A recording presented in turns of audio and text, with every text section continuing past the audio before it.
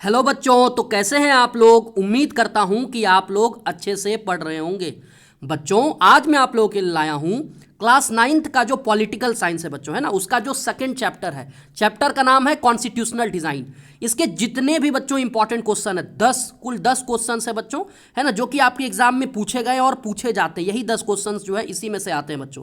ठीक है, तो अगर आपने अभी तक इस चैप्टर में कुछ भी नहीं पढ़ा है ना, तो ये वीडियो जो है आपको बहुत ही ज़्यादा हेल्प करने वाला है ना। यहाँ पर बच्चों मैं आपको सारे क्वेश्चंस और उसके आंसर्स को अच्छे से एक्सप्लेन कर दूंगा। ठीक है, और अगर आपको ये पीडीएफ चाहिए बच्चों, तो डिस्क्रिप्शन बॉक्स में बच्चों एक व्हाट्सअप नंबर दिया गया है, तो वहाँ से आप हमें मैसेज कर सकते हैं। ठीक है, तो देखते हैं बच्चों, सबसे पहला जो सवाल है वो क्या है। ठीक है, पहला सवाल है बच्चों कि what do you mean by the policy of apartheid and how did this policy come to an end. है ना, इसमें क्या कह रहा है बच्चों कि पॉलिसी ऑफ अपार्थाइड ये क्या था और ये किस तरीके से जो है खत्म हुआ। है ना, ये पॉलिसी किस तरीके से खत्म हुआ। तो क्या था बच्चों, देखते हैं। The policy of apartheid was a system of racial discrimination unique to South Africa. है ना बच्चों, तो आप लोग जानते होंगे, आपने अगर थोड़ा भी पढ़ा होगा तो आपको याद होगा कि साउथ अफ्रीका में बच्चों, साउथ अफ्रीका जो देश है वहां पर रेशियल डिस्क्रिमिनेशन होता था, यानी कि रंग के आधार पर भेदभाव, है ना, काले और गोरों में भेदभाव ऐसा होता था बच्चों, है ना। And it was imposed on the blacks by the white European. है ना, यानी कि इसका मतलब क्या हो बच्चों, जो ब्लैक लोग होते थे ना, जो कि वहां के ओरिजिनल इनहैबिटेंट थे, यानी कि मूल निवासी थे, है ना, जो कि वहां के नेटिव थे बच्चों, तो उन लोगों पर जो वाइट यूरोपियन थे, है ना, वाइट यूरोपियन वाले उनको मतलब उनके साथ भेदभाव करते थे बच्चों, है ना। तो ये था वहां पर। और इसमें क्या होता था बच्चों, देखिए, in this system the blacks were forbidden, है ना, from living in the white areas, यानी कि जो ब्लैक लोग थे उनको वाइट वाले जहां रहते थे वहां पर रहना अलाउ नहीं था, है ना, उनको अलग रहना होता था, सेपरेट रहना होता था, है ना। इसके अलावा देखिए क्या था, trains, buses and other public places like hotels, hospital, school, है ना, these where separate for the white and the black. है ना बच्चों, देखिए इसमें क्या था कि जो व्हाइट और ब्लैक था दोनों के लिए जो है बच्चों, है ना, ट्रेन्स हो गए, बसेस हो गए, है ना, और भी जो बाकी पब्लिक प्लेसेस थे जैसे होटल, है ना, हॉस्पिटल, स्कूल, ये सब दोनों के लिए अलग होता था, यानी कि सेग्रीगेशन था बच्चों, है ना। यानी कि जहां पर व्हाइट के बच्चे पढ़ते थे वहां ब्लैक नहीं जा सकते थे, है ना। जिस जिस बस में जो है व्हाइट वाले ट्रैवल कर रहे हैं उसमें जो है ब्लैक वाले नहीं कर सकते थे।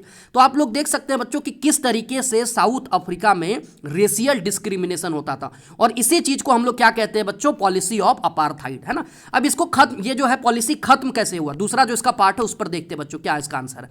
The policy come to an end on 26 April 1994। बच्चों ये डेट आपको याद रखना है ना, क्योंकि यहां से बच्चों आपको डायरेक्ट जो है ऑब्जेक्टिव सवाल बन सकता है। ठीक है, ऑब्जेक्टिव में भी पूछा जा सकता है कि ये जो अपार्थाइड का पॉलिसी था ये कब खत्म हुआ था। तो 26 अप्रैल 1994 में ये खत्म होता है। और कैसे खत्म होता है, देखिए, when the Republic of South Africa was born, है ना, with the multi racial government, यानी कि बच्चों क्या होता है 26 अप्रैल 1994 के बाद, है ना, वहां पर जो है बच्चों, यानी कि साउथ अफ्रीका में क्या बनता है, रिपब्लिक ऑफ साउथ अफ्रीका का जन्म होता है ना, रिपब्लिक ऑफ साउथ अफ्रीका का जन्म होता है, यानी कि साउथ अफ्रीका जो है रिपब्लिक कंट्री बन जाता है एक तरीके से। ठीक है, और वहां की जो गवर्नमेंट है ना, वहां पर केवल बच्चों केवल एक ही, है ना, मतलब कलर के उसमें गवर्नमेंट, मतलब जो लोग थे वो नहीं थे गवर्नमेंट में, मल्टी रेशियल गवर्नमेंट का फॉर्मेशन होता है, यानी कि ऐसा गवर्नमेंट जिसमें कि सारे लोग इन्वॉल्व हो, है ना, जिसमें कि बच्चों सारे नस्ल के, सारे कह सकते हैं, चाहे वो ब्लैक हो, व्हाइट हो, सारे लोग जो है उसमें हो, तो ऐसा गवर्नमेंट का वहां पर फॉर्मेशन होता है बच्चों। ठीक है, तो इस तरीके से अपार्थाइड का ये जो पॉलिसी था ये खत्म होता है। ठीक है, सेकंड क्वेश्चन पर बढ़ते हैं। सेकंड क्वेश्चन क्या है बच्चों, देखिए, how did the blacks of South Africa fight against the practice of apartheid, है ना, describe the efforts made by the Nelson Mandela, है ना, to fight against the apartheid system. इसमें क्या कह रहा है बच्चों कि साउथ अफ्रीका के जो लोग थे, है ना, जो ब्लैक लोग थे खासकर, तो उन लोगों ने बच्चों किस तरीके से अपार्थाइड पॉलिसी से लड़ा, है ना, इस पॉलिसी को किस तरीके से खत्म किया, उससे किस तरह से लड़ाई लड़ा बच्चों, है ना। और आपको नेल्सन मंडेला के बारे में बताना है कि नेल्सन मंडेला की क्या भूमिका थी। नेल्सन मंडेला जो थे उन्होंने, मतलब उनका क्या योगदान था, है ना, इस लड़ाई में। ठीक है, तो देखते हैं बच्चों, सबसे पहला जो पार्ट है उसका आंसर क्या, देखिए, फ्रॉम 1950 ऑनवर्ड्स द ब्लैक्स, है ना, colored and Indians fought against the apartheid system. They launched protest marches and strikes, है ना बच्चों। तो क्या होता था आप जानते हैं, है ना, 1950 के बाद से ही बच्चों, है ना, वहां पर जो ब्लैक थे या जो कुछ कलर्ड लोग भी जो थे, है ना, कुछ कलर्ड लोग भी जो थे वो भी इसका समर्थन कर रहे थे, है ना, इस मूवमेंट का। तो ब्लैक हो गए, कुछ कलर्ड लोग थे और कुछ इंडियंस भी थे बच्चों। तो ये सारे लोग जो है मिलकर अपार्थाइड सिस्टम के खिलाफ लड़ाई लड़ रहे थे बच्चों 1950 के बाद से ही, है ना। और उन लोगों ने कैसे लड़ाई लड़ते थे, तो कई सारे प्रोटेस्ट करते थे, मार्चेज करते थे, स्ट्राइक, है ना, हड़ताल वगैरह, तो ये सब कुछ होता था बच्चों। इस तरीके से वो लोग लड़ाई लड़ रहे थे, ठीक है। The African National Congress led the struggle against the policy of segregation and many workers union and the Communist Party join the movement, ठीक है बच्चों। तो वहां की जो नेशनल, वहां का जो पार्लियामेंट है बच्चों, अफ्रीकन नेशनल कांग्रेस कहते हैं, ठीक है। तो अफ्रीकन नेशनल कांग्रेस जो है बच्चों, एएनसी जिसको कह सकते हैं, है ना, इसने जो है मूवमेंट को आगे बढ़ाया, है ना, इसने मूवमेंट को बहुत आगे बढ़ाया बच्चों। और उसके बाद जो है कई सारे वर्कर्स थे, कई सारे यूनियन और जो कम्युनिस्ट पार्टी थे बच्चों, है ना, तो इन लोगों ने भी इस मूवमेंट का साथ दिया, इन लोगों ने भी मूवमेंट में बढ़ चढ़कर हिस्सा लिया बच्चों, ठीक है। इसके बाद थर्ड सवाल देखते बच्चों क्या था, देखिए, many whites join the ANC, है ना, कई सारे जो व्हाइट लोग थे उन लोगों ने भी एएनसी यानी कि अफ्रीकन नेशनल कांग्रेस को ज्वाइन किया। ऐसा नहीं कि केवल ब्लैक लोग थे, कई सारे व्हाइट लोग भी थे जो कि इसके समर्थन में थे, और इन लोगों ने काफी इंपॉर्टेंट रोल प्ले किया बच्चों इस लड़ाई को लड़ने में, है ना, इस पॉलिसी को खत्म करने में, ठीक है। अब नेल्सन मंडेला की बात करते हैं। नेल्सन मंडेला कौन थे और इनकी क्या भूमिका थी, ठीक है। देखिए, Nelson Mandela was a south African anti apartheid leader, है ना, ये साउथ अफ्रीका के थे और ये जो थे बच्चों, इन्होंने भी जो है अपार्थाइड सिस्टम के खिलाफ लड़ाई लड़ी, ठीक है।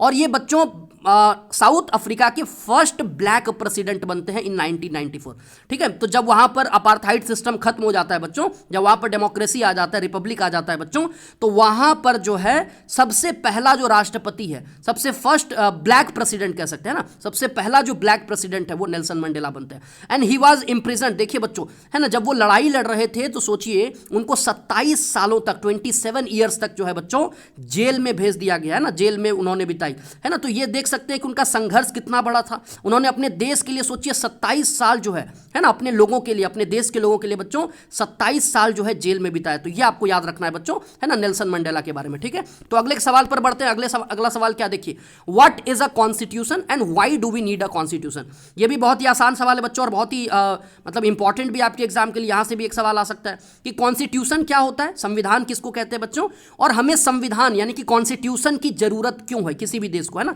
तो देखते हैं कॉन्स्टिट्यूशन क्या होता है। देखिए, कॉन्स्टिट्यूशन इज अ, है ना, is a set of written rules that are accepted by all the people living in a country, ठीक है। तो किसी भी देश में बच्चों, है ना, वहां के जो रूल्स रेगुलेशंस वगैरह जो होते हैं, है ना, वो उसका एक जो बुक होता है कह सकते हैं ना, उसका जो एक ग्रुप होता है, एक बुक जिसमें कि सारे रूल्स रेगुलेशन सारा कुछ लिखा हुआ है बच्चों, उसको हम लोग कहते हैं कॉन्स्टिट्यूशन, संविधान, ठीक है। और कॉन्स्टिट्यूशन को बच्चों सबको मानना पड़ता है, उस देश के जितने भी लोग हैं सबको उसको एक्सेप्ट करना पड़ता है, उसके अकॉर्डिंग चलना होता है बच्चों, है ना। तो ये होता है, and it is the supreme law of any country according to which the people and the government works, है ना।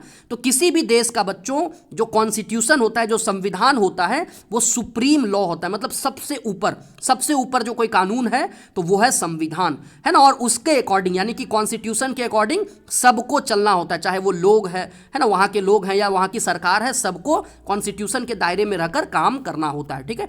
अब देखिए बच्चों, इसका जो दूसरा पार्ट है कि why do we need constitution, तो हमें कॉन्स्टिट्यूशन की क्यों जरूरत है, किसी भी देश में संविधान की क्यों जरूरत है। देखिए, पहला है कि it generates a degree of trust and coordinate, है ना, that is necessary for different kinds of people to live together. इसका ये मतलब हुआ बच्चों, है ना, कि कॉन्स्टिट्यूशन क्या करता है, लोगों के बीच में ट्रस्ट पैदा करता है ना, कोऑर्डिनेशन प्रोवाइड करता है कि सब लोग जो है बच्चों, देश में देखते हैं आप लोग कि अलग अलग जाति के लोग रहते हैं, अलग अलग धर्म के लोग रहते हैं, है ना, डाइवर्स बैकग्राउंड के लोग रहते हैं। तो ऐसे में बच्चों, है ना, सब लोग एक साथ मिलजुल कर रहे, है ना, तो एक तरह से विश्वास जो है बच्चों वो पैदा करता है संविधान, है ना, कि सबको रहने की आज़ादी है, सब लोग वहां पर रहेंगे अच्छे से, है ना, इक्वालिटी, फैटर्निटी, ये सारी चीज़ें जो है कॉन्स्टिट्यूशन लोगों को देता है बच्चों, है ना। सेकेंड पॉइंट क्या बच्चों, देखिए, it lays down limits to the power of the government and tells us what are the rights of the citizen. इसका क्या मतलब हुआ बच्चों, है ना, एक तरीके से गवर्नमेंट के पावर को कम करता है, यानी कि गवर्नमेंट के हाथ में अनलिमिटेड पावर नहीं होता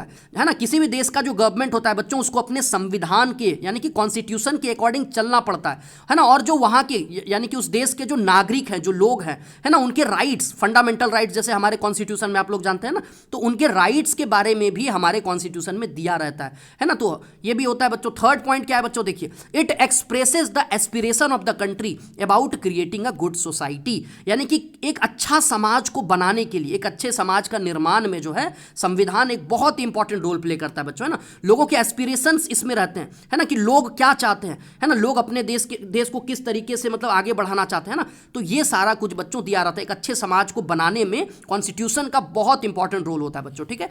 देखिए अगला सवाल देखते हैं, फोर्थ नंबर क्या है, एक्सप्लेन एनी 5 मेजर आइडियल्स, है ना, enshrined in the preamble of the Indian constitution.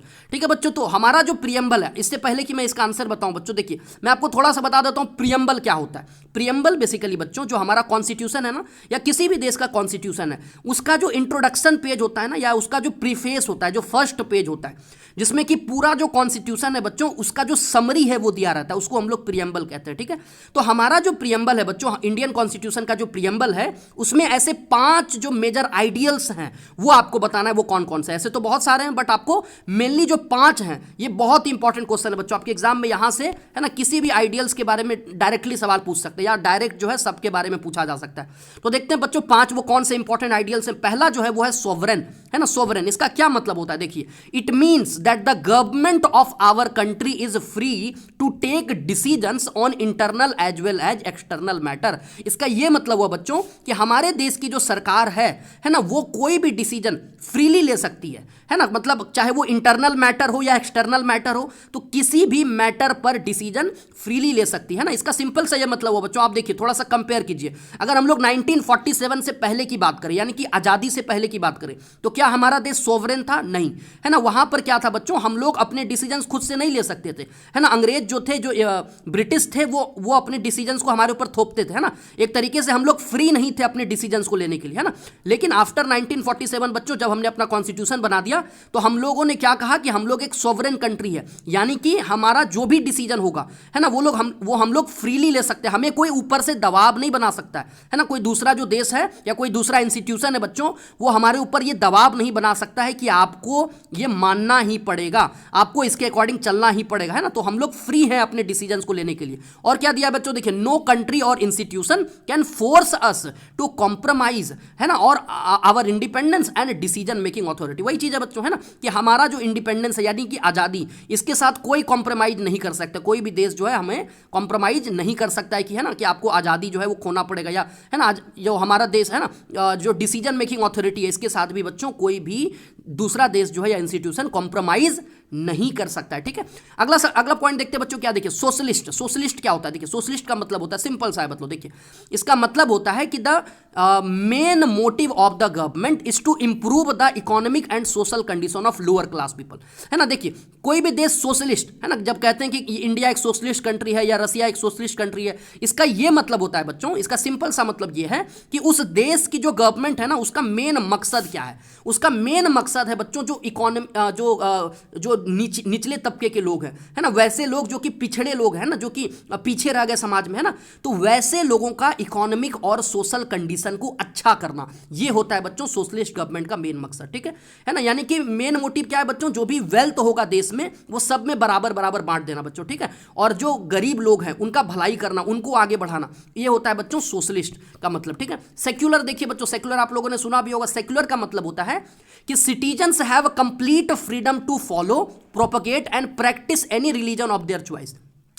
इसका सिंपल सा मतलब ये हुआ बच्चों, जैसे हम लोग कहते हैं ना कि हमारा देश एक सेक्युलर कंट्री है, इसका ये मतलब हुआ कि हमारे देश में जो लोग हैं, जो हमारे देश के नागरिक हैं, है ना, उनको फ्रीडम है कि वो किसी भी धर्म को मान सकते हैं, उसका प्रचार कर सकते हैं, है ना, अब दूसरों को बता सकते हैं कि उनके धर्म में क्या अच्छाइयाँ है ना। तो ये सारी चीज़ें जो है उनको फ्रीडम दिया गया है कॉन्स्टिट्यूशन के द्वारा बच्चों, है ना, कि वो अपने धर्म का प्रचार प्रसार कर सकते हैं, आप किसी भी धर्म को मान सकते हैं आप, है ना, और उसके अकॉर्डिंग चल सकते हैं। और हमारे देश में बच्चों कोई भी ऑफिशियल रिलीजन नहीं है ना। ना, हमारे देश में कोई भी ऑफिशियल रिलीजन नहीं है ना, ये होता है बच्चों सेक्युलर का मतलब। जैसे फॉर एग्जांपल पाकिस्तान आप चले जाइए, तो पाकिस्तान में बच्चों वहाँ का एक ऑफिशियल रिलीजन है इस्लाम, है ना, लेकिन हमारे देश में ऐसा कुछ भी नहीं है कि हमारे देश में कोई एक ऑफिशियल रिलीजन हो, है ना, तो ये होता है बच्चों सेक्युलर का मतलब। ठीक है, फोर्थ नंबर देखते हैं बच्चों रिपब्लिक। रिपब्लिक का क्या मतलब होता है, देखिए ये भी बहुत ही इंपॉर्टेंट है। रिपब्लिक का मतलब होता है the head of the state is an elected person and not a hereditary position. इसका सिंपल सा मतलब हुआ बच्चों कि हमारे देश में जो हेड ऑफ द स्टेट है,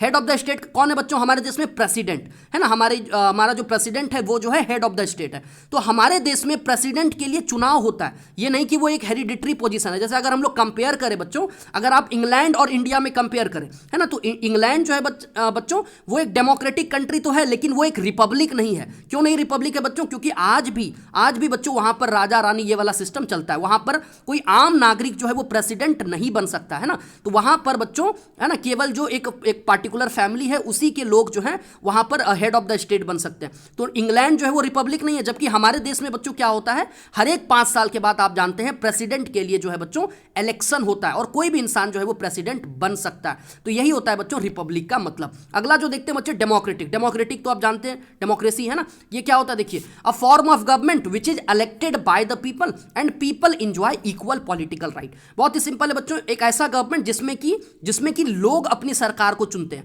है ना, जिसमें कि लोग इलेक्शन में पार्टिसिपेट करते हैं, वोट देते हैं, उसके बाद जो है अपने रिप्रेजेंटेटिव्स को चुनते हैं, और जहां पर बच्चों सारे नागरिक को, जितने भी लोग हैं उनको बराबर जो है पॉलिटिकल राइट्स दिया गया।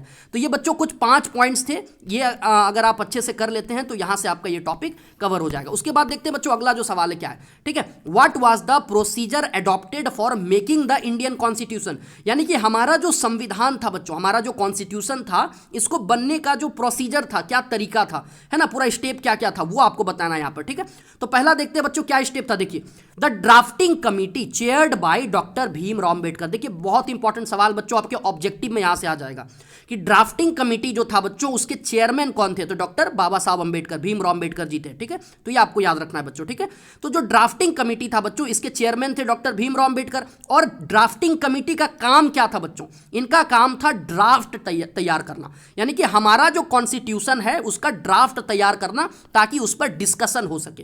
ठीक है, तो पहला स्टेप क्या था बच्चों, पूरा जो कॉन्स्टिट्यूशन का एक ढांचा है, ठीक है, पूरा जो कॉन्स्टिट्यूशन का एक ढांचा है बच्चों, एक ड्राफ्ट जो है वो तैयार करना, ताकि बाद में जो है उस पर डिस्कशन हो सके। तो पहला तो ये हो गया, है ना। दूसरा क्या है बच्चों, देखिए several rounds of discussions took place on the draft constitution. यानी कि जो ड्राफ्ट बनाया गया, जो ड्राफ्ट कॉन्स्टिट्यूशन बनाया गया बच्चों, तो उस कॉन्स्टिट्यूशन पर कई सारे डिबेट्स हुए, है ना। क्लॉज बाय क्लॉज का मतलब क्या हुआ, मतलब एक एक पॉइंट पर, है ना, एक एक पॉइंट पर जो है बच्चों डिबेट्स होते थे, है ना, डिस्कशंस होते थे, है ना। उसके बाद आप देख सकते हैं बच्चों, जो मेंबर्स थे, जितने भी मेंबर्स थे कॉन्स्टिट्यूएंट असेंबली के, उन लोगों ने बच्चों लगभग कह सकते हैं 3 साल तक लगातार मेहनत किया, लगातार काम किया बच्चों। सोच सकते हैं 3 साल तक जो है बच्चों पूरा, है ना, मतलब ये डिबेट वगैरह, डिस्कशंस वगैरह हुआ। समझ सकते हैं बच्चों ये कितना लंबा टाइम लगा, है ना। तो इस तरीके से मतलब एकदम बहुत ही अच्छे तरीके से एक एक प्रोविजन जो था बच्चों, एक एक क्लॉज पर डिस्कशन होता था, आप सोच सकते हैं, है ना। थर्ड नंबर क्या था बच्चों, देखिए मोर देन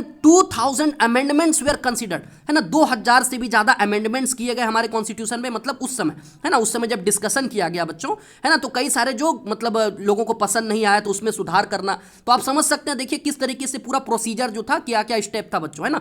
तो कई सारे अमेंडमेंट भी किए गए उस समय कॉन्स्टिट्यूशन में, मतलब जो पॉइंट अच्छा नहीं लगा या जो पॉइंट सही नहीं लगा सब लोगों को, उसको बदल दिया गया। And every document and every word spoken in the constituent assembly has been recorded and preserve. ठीक है बच्चों, तो जितना भी कुछ, है ना, जितना भी कुछ बच्चों डिबेट हुआ, है ना, जो भी मतलब वहां पर बोला गया, एक एक शब्द बच्चों, एक एक शब्द जो है आज भी आपको रिकॉर्ड के रूप में मिल जाएगा। वो सबको रिकॉर्ड करके उसको अच्छे से प्रिजर्व करके आज भी रखा गया बच्चों, है ना। तो ये आपको याद रखना है। 6 नंबर देखते बच्चों, क्या देखिए 6 नंबर है mention any 3 characteristic feature of Indian constitution. ये भी बहुत ही आसान सवाल है बच्चों, हमारे इंडियन कॉन्स्टिट्यूशन का 3 इंपॉर्टेंट आपको फीचर बताने, ठीक है, कैरेक्टरिस्टिक फीचर बताने। तो वो कौन से 3 फीचर है, देखिए पहला फीचर है कि Indian constitution is the world's lengthiest and most detailed written constitution.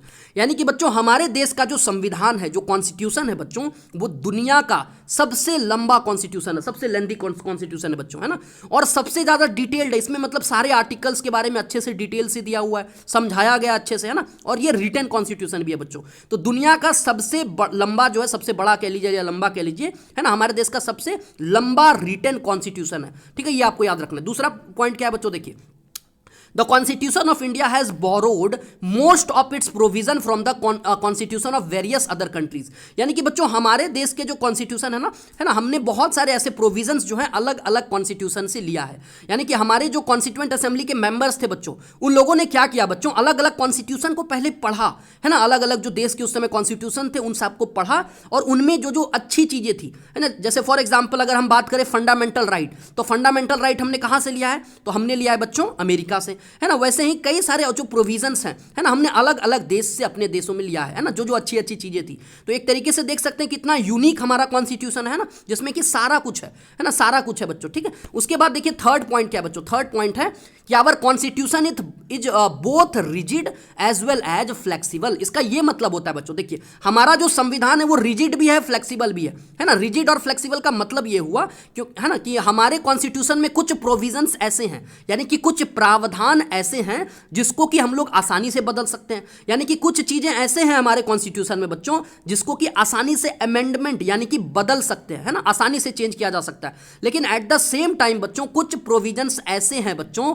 जिसको कि बदलना बहुत ही मुश्किल है ना। तो फ्लेक्सिबल क्यों हुआ बच्चों, क्योंकि कुछ प्रोविजंस ऐसे हैं जिसको आसानी से बदल सकते हैं, चेंज किया जा सकता है। लेकिन कुछ प्रोविजंस जो कि बहुत ही ज्यादा इंपॉर्टेंट प्रोविजंस है ना, ऐसे प्रोविजंस तो उसको बदलना बहुत ही मुश्किल है बच्चों, तो इसलिए वो रिजिड भी है। तो दोनों है बच्चों, हमारा कॉन्स्टिट्यूशन रिजिड भी है और प्लस फ्लेक्सिबल भी है, ठीक है। अगला सवाल देखते हैं बच्चों, 7th नंबर क्या है कि with reference to the constituent assembly answer the following question. तो बच्चों कॉन्स्टिट्यूएंट असेंबली जो हमारा था संविधान सभा, उससे रिलेटेड कुछ क्वेश्चंस दिए गए हैं, तो उसका आपको एक एक वर्ड में एक एक मतलब शॉर्ट में जो आंसर देना है, ठीक है। तो ये ऑब्जेक्टिव टाइप का क्वेश्चन है बच्चों, ये आपको ऑब्जेक्टिव में पूछा जा सकता है। तो देखते हैं क्या है। पहला सवाल है बच्चों, देखिए कि when were elections to the constituent assembly held, है ना, कॉन्स्टिट्यूएंट असेंबली के लिए चुनाव कब हुआ था, इलेक्शन कब हुआ था, तो आंसर क्या है बच्चों, जुलाई 1946, ये आपको याद रखना है। सेकंड नंबर क्या है बच्चों, देखिए ये सबसे इंपॉर्टेंट है, ये मैंने ऊपर में भी आपको बताया, ठीक है, कि who was appointed as the chairman of the drafting committee. बहुत ही बार पूछा गया है बच्चों, ये बहुत बार पूछा गया, ठीक है, तो इसको जरूर याद रखिएगा कि ड्राफ्टिंग कमेटी के चेयरमैन कौन थे, तो डॉक्टर भीमराव अंबेडकर जी थे, ठीक है। थर्ड नंबर क्या बच्चों, देखिए who was appointed as the president, किनको जो है प्रेसिडेंट अपॉइंट किया गया था कॉन्स्टिट्यूएंट असेंबली का, ठीक है। कॉन्स्टिट्यूएंट असेंबली का प्रेसिडेंट किनको अपॉइंट किया गया था, तो डॉक्टर राजेंद्र प्रसाद, है ना। तो ये हमारे देश के पहले राष्ट्रपति भी थे, पहले प्रेसिडेंट भी थे, और कॉन्स्टिट्यूएंट असेंबली के भी जो प्रेसिडेंट थे यही थे, ठीक है, तो ये आपको याद रखना है। फोर्थ नंबर देखते बच्चों क्या, देखिए when was constitution passed by the constituent assembly, है ना, कब जो है हमारे देश में जो हमारा कॉन्स्टिट्यूशन है वो पास हुआ, है ना, मतलब कब बनकर तैयार हो गया है, कब पास हुआ बच्चों, तो ईयर और डेट आपको याद रखना। ये वाला सवाल देखिए बहुत ही ज्यादा इंपॉर्टेंट है बच्चों, very very important for your exam, कि हमारा जो कॉन्स्टिट्यूशन है वो कब पास हुआ, यानी कि कब जो है वो कंप्लीट हो गया लिखकर, है ना। तो 26 नवंबर 1949, ये याद रखना है बच्चों डेट, वेरी इंपॉर्टेंट, 26 नवंबर 1949, 26 नवंबर 1949, है ना। अगला सवाल देखते बच्चों, who was the vice chairman of the constituent assembly. तो कॉन्स्टिट्यूएंट असेंबली के वाइस चेयरमैन कौन थे, तो ये भी आपको याद रखना है, एच.सी. मुखर्जी। एच.सी. मुखर्जी जो थे बच्चों, ये वाइस चेयरमैन थे हमारे कॉन्स्टिट्यूएंट असेंबली के। अगला सवाल देखते बच्चों, when did constitution came into effect, ठीक है।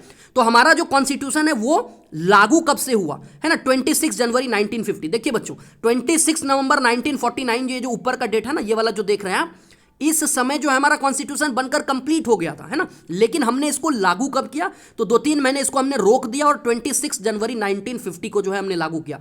बच्चों आपको कमेंट में बताना है कि ऐसा क्यों हुआ, ठीक है, कुछ हिस्टोरिकल रीजन थे, ठीक है, कुछ हिस्टोरिकल रीजन्स की वजह से बच्चों हमने 26 जनवरी को चुना, है ना। आपको बताना है कमेंट बॉक्स में, मैं आपसे जानना चाहता हूं, ठीक है, कि ये जो है इस डेट को ही हमने क्यों चुना, 26 जनवरी को हमने क्यों जो है अपना संविधान लागू किया बच्चों, ठीक है, तो आप बताइए मुझे, ठीक है। 8 नंबर देखते हैं बच्चों, देखिए 8 नंबर क्या है कि explain the major factors which contributed to the making of our constitution. यानी कि हमारा जो संविधान बना बच्चों, है ना, तो हमारे संविधान के बनने में कौन कौन से मेजर फैक्टर्स थे, कौन कौन से मेजर फैक्टर्स थे जिनका कि बहुत ही इंपॉर्टेंट ज्यादा रोल था, है ना। तो वो कौन कौन से मेजर फैक्टर थे बच्चों, देखिए पहला था बच्चों नेशनल मूवमेंट, ठीक है। इसका मतलब ये हुआ, देखिए हमारा our national movement was not merely a struggle against a foreign rule, it was also a struggle to rejuvenate our country. यानी कि बच्चों जो हम लोग आज़ादी लड़ रहे थे ना, आज़ादी के लिए जो संघर्ष कर रहे थे, या हमने जो आंदोलन किया आज़ादी के लिए बच्चों, है ना, अंग्रेजों से जो हमने लड़ी, वो केवल फ्रीडम के लिए आज़ादी नहीं था कि हमें आज़ादी मिल जाएगी, है ना, अंग्रेजों से छुटकारा मिल जाएगा, इस चीज़ के लिए हमने वो लड़ाई नहीं लड़ी।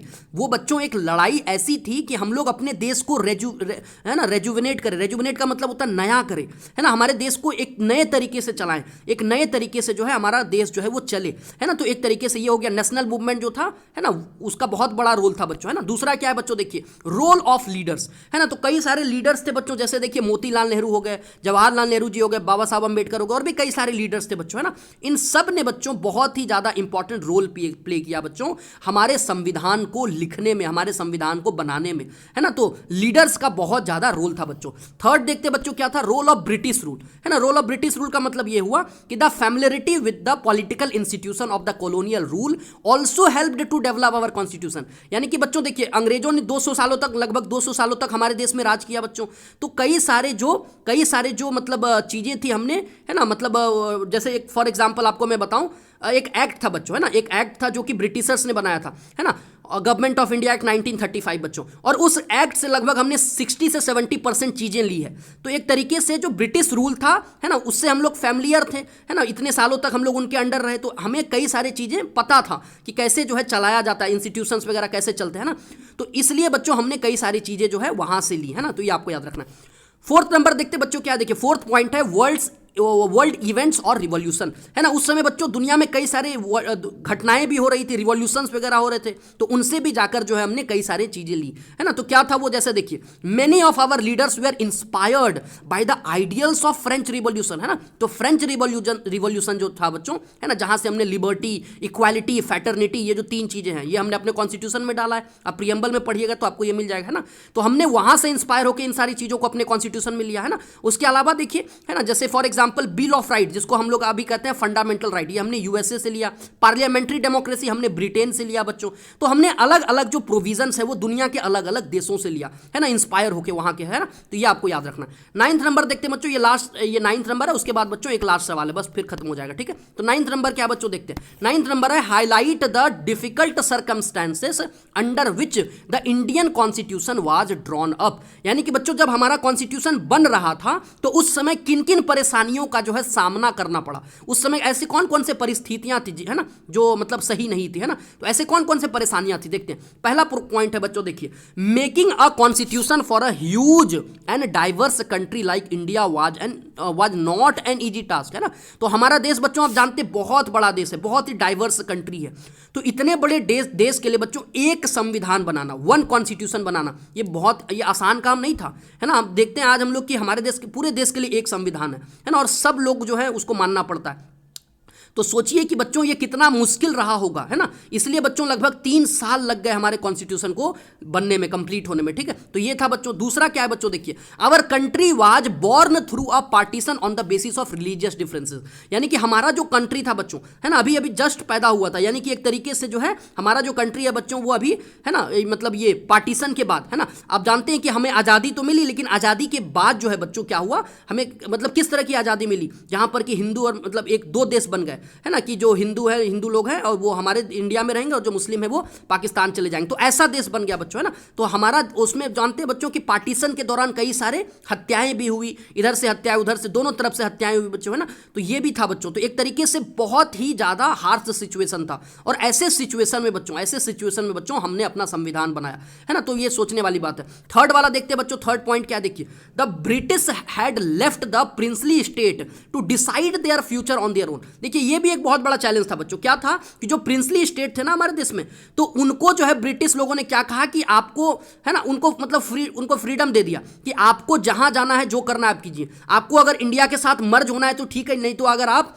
अगर आप फ्रीली रहना चाहते हैं तो उनको कह दिया ब्रिटिश लोगों ने कि आप फ्री होकर रहिए, है ना, मतलब आपको किसी के अंडर नहीं रहना, ठीक है, तो ये उसको फ्रीडम दे दिया। तो इसमें क्या हो बच्चों, ये एक बहुत बड़ा चैलेंज था। आप लोग जानते होंगे कि सरदार वल्लभ भाई पटेल जी जो थे बच्चों, है ना, उनको काफ़ी ज़्यादा स्ट्रगल करना पड़ा सारी जो प्रिंसली स्टेट थे उसको एक करने में, यानी कि बच्चों हमारा देश को पूरा यूनिफाई करने में काफ़ी ज़्यादा स्ट्रगल करना पड़ा। तो ये भी एक बहुत बड़ा चैलेंज था बच्चों, है ना, यूनिटी नहीं था उस समय थोड़ा सा।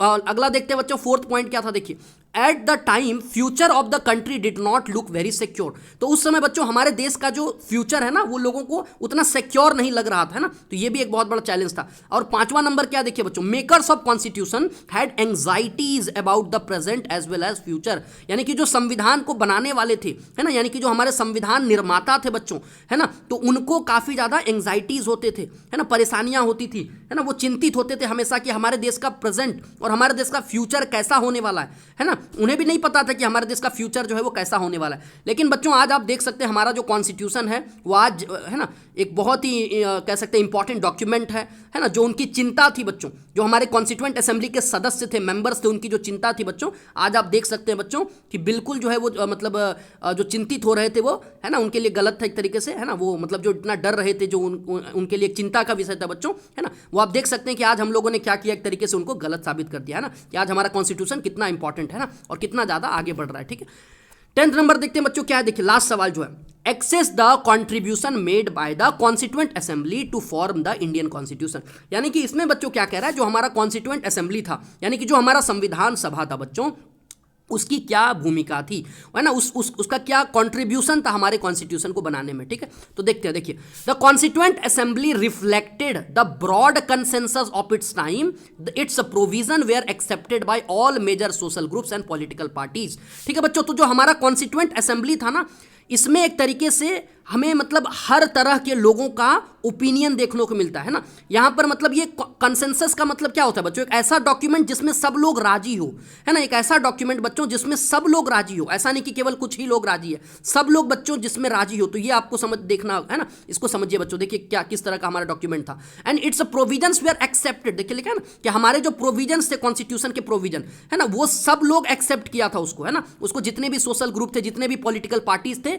सब लोगों ने उनको एक्सेप्ट किया बच्चों। तो सोचिए ये कितना इंपॉर्टेंट रूल था ना। उसके बाद सेकंड पॉइंट देखते बच्चों, देखिए क्या था, it's a formation insured a fair geographical share, यानी कि जो हमारा कॉन्स्टिट्यूएंट असेंबली था बच्चों, आप जानते होंगे कि उनके जो मेंबर्स थे, है ना, उनके जो मेंबर्स थे बच्चों, वो हर बैकग्राउंड के थे, है ना, वो हर कह सकते हैं राज्य से थे, साउथ इंडिया के भी थे, नॉर्थ इंडिया के भी थे, है ना, हर जगह से थे बच्चों। इसके अलावा उसमें हर जाति के लोग थे, है ना, हर धर्म के भी लोग थे बच्चों, आप देख सकते हैं ना। तो एक तरीके से फेयर ज्योग्राफिकल शेयर जो है वो हमें देखने को मिलता है ना, जिसमें कि अलग अलग रीजन से, सारे रीजन से जो है मेंबर थे बच्चों, ठीक है। थर्ड पॉइंट देखते बच्चों क्या था, it accommodated the opposition in a fair way and gave opportunities to raise their concerns before arriving at a conclusion, यानी कि हमारा जो कॉन्स्टिट्यूशन था ना बच्चों, तो उसमें जब कॉन्स्टिट्यूएंट असेंबली में डिस्कशन या डिबेट होता था, तो उसमें बच्चों जो अपोजिशन होता था उनकी भी बात सुनी जाती थी, उनको भी मौका दिया जाता था अपनी बातों को रखने के लिए, है ना। तो मतलब फेयर कंक्लूजन, यानी कि अंतिम जो है कंक्लूजन तक पहुंचने से पहले जो है बच्चों अच्छे से डिस्कशन होता था, सबकी बात सुनी जाती थी, है ना। तो इस तरीके से हमारा जो कॉन्स्टिट्यूशन है वो बना बच्चों, है ना। अगला पॉइंट देखते हैं बच्चों क्या था, it worked in a systematic and a open way, वही हुआ बच्चों सिस्टमेटिक, मतलब एकदम सिस्टम से काम होता था, है ना, एक अच्छे से पूरा सिस्टम बना हुआ था, उस तरीके से काम होता था। और ओपन था, ओपन मतलब ये हुआ बच्चों कि डिस्कशंस जो होते थे सब लोगों को बोलने का मौका दिया जाता था, सबकी बात जो है कॉन्स्टिट्यूएंट असेंबली में जितने भी सदस्य थे सबकी बात सुनी जाती थी। तो इस तरीके से ये ओपन था। और आखिरी जो पॉइंट है बच्चों कि several rounds of long debates and discussions were held on each provision for the constitution before accepting they, है ना। इसका ये मतलब बच्चों कि कोई भी प्रोविजन को एक्सेप्ट करने से पहले उस पर कई सारे डिबेट्स होते थे, डिस्कशंस होते थे, तब जाकर जो है बच्चों, है ना, जो कोई भी प्रोविजन है उसको एक्सेप्ट किया जाता था, ठीक है। तो उम्मीद करता हूं कि बच्चों ये जो पीडीएफ है ये आपको बहुत ही ज़्यादा हेल्प करेगा बच्चों आपके एग्जाम के लिए, है ना। अगर आपको ये पूरा पीडीएफ चाहिए तो आप डिस्क्रिप्शन बॉक्स में एक बच्चों व्हाट्सअप नंबर है, तो आप वहाँ से मैसेज कर सकते हैं, ठीक है। तो ऐसे ही पढ़ते रहिए और अच्छे से आगे बढ़िए, ठीक है। तो थैंक यू सो मच।